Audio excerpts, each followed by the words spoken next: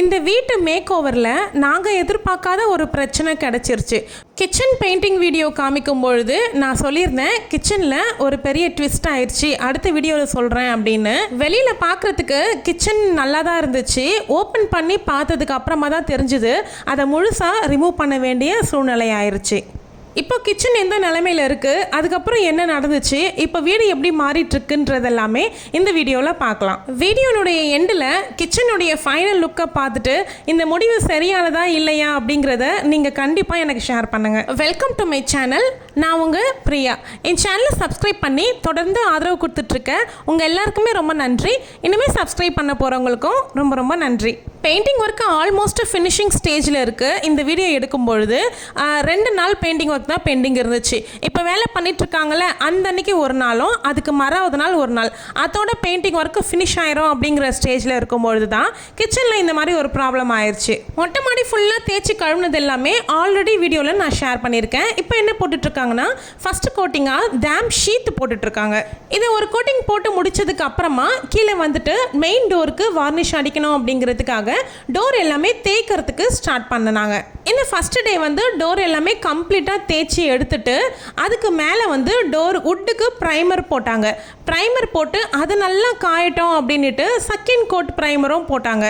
இந்த டோரோட அட்டாச் ஆகி வர விண்டோவை மட்டும் பெயிண்டிங் பண்ணாமல் இதுக்கும் சேர்த்து வார்னிஷே அடித்து கொடுத்தாங்க. எவ்வளோதான் தேய்ச்சாலும் கூட நிலைவாசலில் தொடர்ந்து வைக்கக்கூடிய மஞ்சள் குங்குமத்தினுடைய கரை மட்டும் போகவே இல்லை. அவங்க சொன்னாங்க நிலைவாசலில் மஞ்சள் குங்குமம்லாம் வைக்கவே கூடாது அப்படின்னு சொன்னாங்க. நமக்கு அது பழக்கமாயிடுச்சு இல்லை, வைக்காமல் எப்படி இருக்க முடியும். அவங்கக்கிட்ட சரி சரின்னு சொல்லிட்டு நம்ம வேலையை நம்ம பார்க்க தான் போகிறோம். இந்த வேலை பார்த்துட்டு இருக்கும் போதே இன்னொருத்தர் என்ன பண்ணாருனாக்கா மேலேருந்து மாடி படிக்கட்டு ஃபுல்லாக இருந்த பெயிண்டிங்ஸ் எல்லாத்தையும் சுரண்டி எடுத்துட்டு கேட் வரைக்கும் சுரண்டி கொடுத்துட்டாங்க. அப்படியே தின்னர் போட்டு அதை க்ளீன் பண்ணியும் வந்துட்டாங்க. இந்த கேப்பில் இன்னொருத்தர் வந்து மாடியில் இருந்தக்கூடிய ஒரு கேட் இருக்குது பார்த்தீங்களா, அந்த கேட்டுக்கு செகண்ட் கோட்டிங் போட்டுட்டு இருந்தார். நீங்கள் ஃபஸ்ட்லேயே பார்த்துருப்பீங்க அந்த கிளிப்பிங்ஸை. அப்புறம் நம்மளுடைய வீட்டுக்கு படிக்கட்டுக்கு மேலே வந்து தளம் வந்து போடாமல் தான் இருக்குது. அந்த இடத்துல ஷீட்டு தான் போட்டிருக்காங்க. மழையில் நல்லா நனைஞ்சி அந்த ஷீட் வந்து ரொம்பவே டேமேஜ் ஆகிட்டு ரொம்ப துருக்கறப்பட்ட மாதிரி இருந்துச்சு. அதனால் அது மட்டும் திருஷ்டி பரிகாரமாக இருக்குது, அதுக்கு தனியாக பெயிண்ட் வாங்கி கொடுத்தீங்க அப்படின்னா நாங்கள் அதை வந்து அடித்து கொடுத்துட்றோம் அப்படின்னு சொன்னாங்க. அதுக்கப்புறமா நாங்கள் வந்து ஒயிட் கலர், அவங்க 2 கலர் சொன்னாங்க, ஒயிட் இல்லைன்னா ஐவரி எதுவாக இருந்தாலும் மேட்ச் ஆகும் அப்படின்னு சொன்னாங்க. நாங்கள் வந்து ஒயிட்டே வாங்கிட்டு வந்துட்டோம். டேம் ப்ரூஃப்க்கு ஆர்டர் பண்ணும்பொழுது தான் அதையும் சேர்த்து வாங்கியிருந்தோம். இந்த இடம் தான் அது ஒயிட் கலரில் அடிச்சிட்ருக்காங்க பாருங்கள். இந்த இடத்துல டபுள் கோட்டிங் கொடுத்தாங்க ஒயிட் கலரு. அதுக்கப்புறமா தான் அந்த இடம் பார்க்குறதுக்கு கம்ப்ளீட் ஆன மாதிரி ஃபீல் இருந்துச்சு. இதை போட்டு முடிச்சதுக்கு அப்புறமா மொட்டை மாடியில் டேம் ஷீட் போட்டிருந்தாங்கல்ல, அது நல்லாவே ட்ரை ஆகிடுச்சு.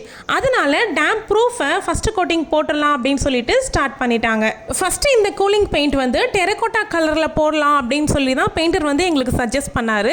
நான் வந்து நிறைய இன்டர்நெட்டில் சர்ச் பண்ணி பார்த்ததில் டெரகோட்டா கலர் வந்து நல்லா சன்லைட் அப்சர்வ் பண்ணோம், இன்னும் ஹீட் ஆகும் அப்படிங்கிற மாதிரி நான் படிச்சிருந்தேன். அதனால் ஒயிட்டே ஓகே எங்களுக்கு அப்படின்னு சொல்லிட்டு நாங்கள் அவர்கிட்ட சொல்லிட்டோம். ஒயிட் வந்து உங்களுக்கு வெயில் டைமில் வந்தீங்க அப்படின்னா உங்களுக்கு கண்ணு கூசும், பரவாயில்லைங்களா அப்படின்னு சொன்னார். நாங்கள் சொன்னோம் வெயில் டைமில் பெருசாக நாங்கள் வரப்போகிறது கிடையாது, எங்களுக்கு ஹீட் வந்து ரிஃப்ளெக்ட் ஆகணுங்கிறதுக்காக தான் எங்களுக்கு டேம் ப்ரூஃப் வந்து நாங்கள் போடுறோம், அதனால் எங்களுக்கு ஒயிட்டே போட்டு கொடுத்துருங்க அப்படின்னு சொல்லி நாங்கள் சொல்லிட்டோம். இப்போ வந்து ஃபஸ்ட் கோட்டிங் போட்டு விட்டுட்டாங்க. அப்புறமா வந்து இது காஞ்சதுக்கு அப்புறமா தான் செகண்ட் கோட்டிங், அதாவது மறுநாள் தான் போட்டாங்க. இந்த ஒர்க்கு நடந்துட்டுருக்கும் பொழுதே தான் நம்ம சொல்லியிருந்த கார்பெண்டரும் வந்திருந்தார். நம்ம கிச்சனில் ஒரு சில ஒர்க் இருக்குது அப்படின்னு சொல்லி கூப்பிட்டுருந்தேன். என்ன ஒர்க்கு அப்படின்னா நம்மளுடைய கிச்சனில் டோர் வந்து ஒன்று ஓப்பன் ஆகிட்டுருக்கோம். அப்புறம் சேனல் வந்து துரு பிடிச்சதுனால ஒரு சிங்கிள் ரேக் வந்து தனியாகவே வந்துட்டு இருந்துச்சு, அதை வந்து அட்டாச் பண்ணாமலே இருந்துச்சு. சரி ஓகே, இவர்கிட்ட வந்து நம்ம கிளாம்ப்பு ரேக்னுடைய சேனல் இதெல்லாமே வாங்கிட்டு வர சொல்லியிருந்தோம். ஃபஸ்ட்டு சிங்க்கு கீழே இருந்த டோரில் வந்து எல்லாமே அட்டாச் பண்ணி போடுறதுக்கு ஸ்டார்ட் பண்ணினார். சரி ஓகே, ட்ராலாம் ஓப்பன் பண்ணி பார்த்துட்டு சேனல் ஃபிக்ஸ் பண்ணலாம் அப்படின்னு ஓப்பன் பண்ணதுக்கு அப்புறமா தான் ஒரு விஷயமே தெரிஞ்சிச்சு. நம்மளுடைய செவர் வந்து அந்த லைன் முழுக்கவும் ஓதம் அப்படின்னு நான் ஆல்ரெடி 2-3 வீடியோவில் சொல்லியிருந்தேன். அதே செவர் தான் இந்த இடத்துக்கும் வரும். அதனால் என்ன ஆயிடுச்சு அப்படின்னா நிறைய ஓதம் இருந்து ஈரம் எல்லாமே அப்படியே உட்டு வந்து அப்சர்வ் பண்ண ஸ்டார்ட் ஆகி ரொம்ப தூளாக உடையவே ஆரம்பிச்சிருச்சு. உள்ள நிறைய காக்ரோச்சுமே வாழறதுக்கு தொடங்கிருச்சு. கார்பெண்டர் வந்து நமக்கு ரொம்ப நல்லா தெரிஞ்சவர் தான், நம்ம வீட்டுக்கு எதிர் வீட்டிலே இருக்கிறவங்க தான். இருந்தாலும் கூட அவர் என்ன சொன்னார் அப்படின்னா, இதை நீங்கள் வந்து சரி பண்ணுறதை விட இதை சரி பண்ணாமல் விட்டுடுங்க, நீங்கள் புதுசாகவே போட்டுக்கோங்க அப்படிங்கிற மாதிரி சொல்லிட்டாரு. அந்த அளவுக்கு உள்ள வந்து தூள் தூளாக அப்படியே கொட்டுது. செவரு வந்து அந்த அளவுக்கு ஓதம் 8 வருஷமாக ஊறி அப்படியே அது ஊறி போச்சு அந்த உட் எல்லாமே. அதோடு இல்லாமல் தண்ணியோடு வந்து எங்கள் மாமியார் நிறைய தண்ணியோடு கவித்துருவாங்க சாமான் எல்லாமே. அதனால வந்து இன்னமும் ஈரம்பட்டு ரொம்பவே டேமேஜ் ஆயிடுச்சு. இப்போ எங்களுக்கு இருந்த ஒரே பதட்டம் என்ன அப்படின்னா, இப்போ இதை ரிமூவ் பண்ணிடுறாங்க அப்படின்னா இதுக்கு பின்னால் இருக்க செவருக்கு மறுபடியும் பெயிண்டிங் கொடுக்கணும்.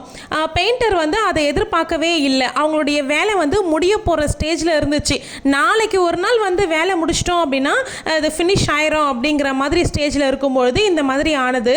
எங்களுக்கு அவர்கிட்ட எப்படி சொல்கிறது, இந்த இடம் எங்களுக்கு பெயிண்ட் பண்ணி கொடுங்கன்னு எப்படி சொல்கிறதுன்ட்டு ரொம்பவே ஒரு மாதிரி ஆயிடுச்சு. அப்புறம் அவரே பார்த்துட்டு பரவாயில்ல, நாங்கள் அதை பெயிண்டிங் பண்ணி கொடுத்துட்றோம், அதனால ஒன்றும் பிரச்சனை கிடையாது அப்படிங்கிற மாதிரி சொன்னாங்க. அந்த அன்னைக்கு வந்து எனக்கு உண்மையாகவே ரொம்ப பிளாங்காக நின்றுட்டு இருந்தேன். இந்த வீடியோ ஆக்சுவலி எடுத்ததே நான் தான், ஆனாலும் என்னுடைய மைண்ட் வந்து பயங்கர பிளாங்காக இருக்குது. ஆல்ரெடி வீட்டில் இருக்கிற சாமானுங்களையே எப்படி வந்து ஏற கட்டி முடிக்க போகிறேன் அப்படிங்கிறதே தெரியாமல் பயங்கர டென்ஷனில் இருந்த எனக்கு இதை பார்க்கும்பொழுது இன்னும் அதிகமாக டென்ஷன் ஆயிடுச்சு. ஏன்னா வந்து இதுக்கப்புறமா இதை நான் ரெடி பண்ணணும் அப்படின்னா என்கிட்ட பட்ஜெட்டும் கிடையாது. ஏன்னா பெயிண்டிங்க்கு ஓவராக அதிகமாகவே செலவாயிருச்சு. இதை நான் திரும்பவும் மாடுலர் போடணும் அப்படின்னா என்னால் நிஜமாகவே முடியாது.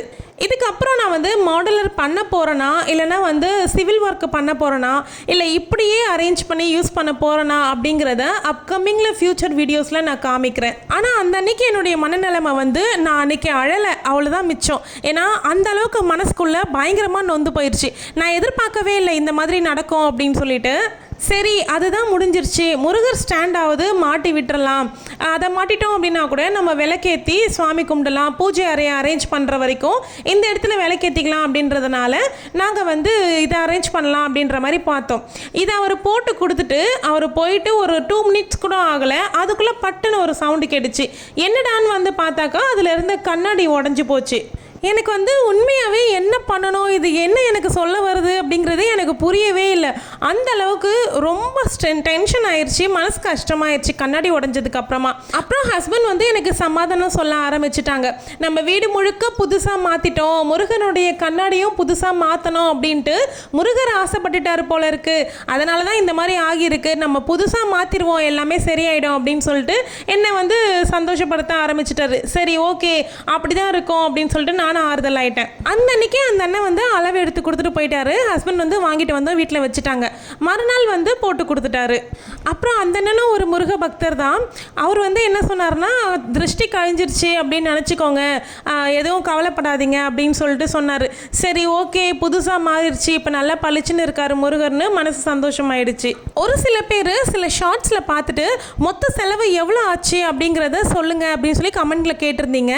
நாளைக்கு போடக்கூடிய வீடியோவில் எவ்வளோ ஆச்சு எங்களுக்கு பெயிண்டிங்க்கு அப்படிங்கிறத நான் டீட்டெயிலாக ஷேர் பண்ணுறேன். இதை மாட்டி கொடுத்துட்டு போயிட்டதுக்கு அப்புறமா வைகாசி விசாகம் வந்து நான் இந்த பூஜை மாடத்தில் வச்சு தான் நான் 2 விளக்கு ஏற்றி பாயசம் செஞ்சு வச்சு முருகனை கும்பிட்டேன். கிச்சனில் நாங்கள் எடுத்திருந்த முடிவை பற்றி கமெண்ட்டில் ஷேர் பண்ணிக்கோங்க. இதுக்கப்புறம் எப்படி அடுக்க போகிறேன் அப்படின்னு அடுத்தடுத்த வீடியோவில் காமிக்கிறேன். தேங்க்யூ.